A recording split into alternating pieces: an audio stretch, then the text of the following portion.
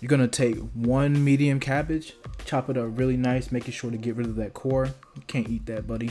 And then we're gonna move that into the pressure cooker with 1/4 cup of organic chicken broth and let it sit on high for about 10 minutes. And then we have our andouille sausage, also known as Cajun sausage, and we're gonna cut these into a little under 1/4 inch pieces. So once you got your sausages cut, I want you to lay them in a skillet on an even layer, just as I'm doing here. You do not want them laying on top of each other. You want them to each get their own surface where they can brown beautifully.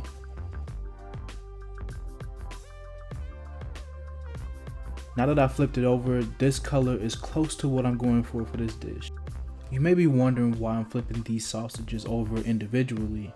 And to that I say that cooking is an active love for me. So taking the time to do this individually shows that I love what I'm doing, but also I love who I'm cooking for. Whether that love be for my family or friends, or love for myself.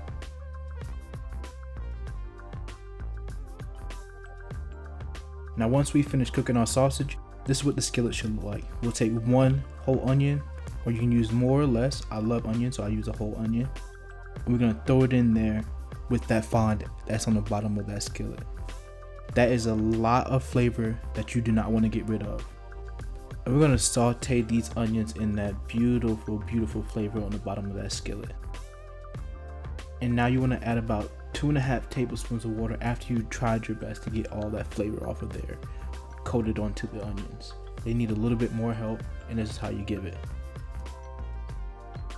Now after scraping the bottom of the skillet, you want to keep cooking these onions until they deepen in color.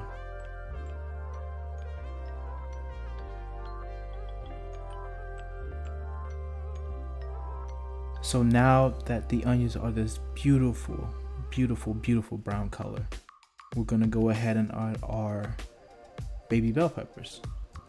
I added 3 orange baby bell peppers and 3 yellow baby bell peppers. Now once you add them, you're gonna go ahead and finish the cook of these onions and these baby bell peppers together. You do not want to overcook your baby bell peppers, because once they overcook, they get really stringy. You don't want that. Now while I'm sauteing these baby bell peppers and these onions, I want you to say baby bell peppers 10 times fast without messing up, because I took about 10 takes just to say that. Yeah, I heard you mess up. Don't try to play it off.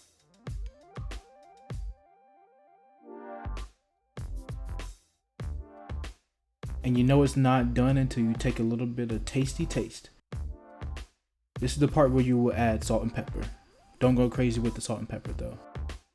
Once you remove your onion and pepper mix from the skillet, give the skillet a nice wipe down and add 2 bags of cauliflower rice. Now if you're one of those people that do not like cauliflower rice and prefer, I can't even say it,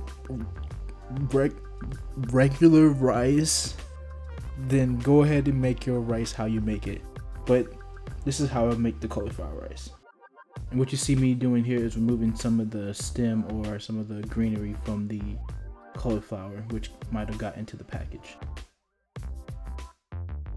I prefer to layer my cauliflower rice, ooh, some flavor from the spoon.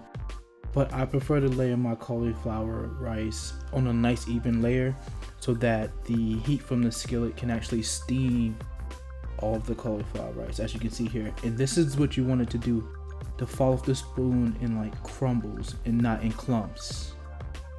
You see that? That's like a rice-like texture.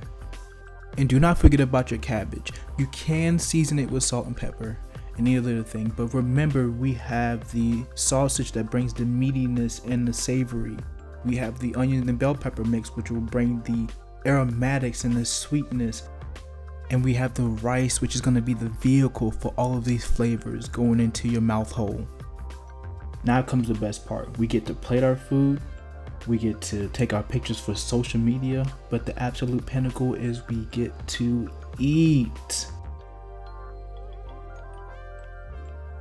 Ooh, look at that.